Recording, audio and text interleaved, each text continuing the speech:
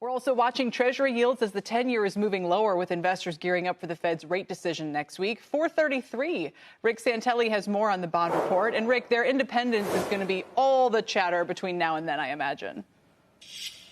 Yeah, I'm sure it's going to be fodder for all the newspapers and all the websites and all the podcasts. But I personally think that the market's got a huge life of its own outside of the Federal Reserve.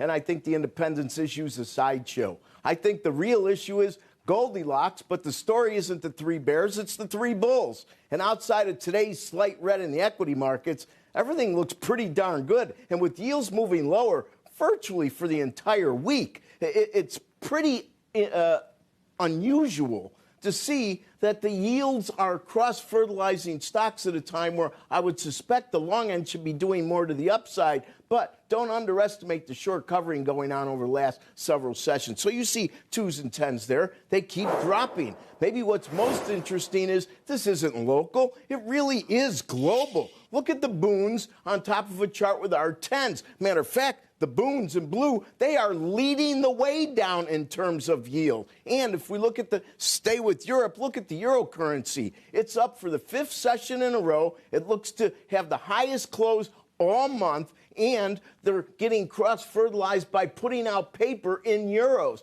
Instead of denominating debt issuance in dollars, the reserve currency of the world, there has been a bigger interest of late, and I'm not sure how long it'll last, in euro-denominated debt. That should continue to put a bid in the euro and probably an offer on the dollar index side.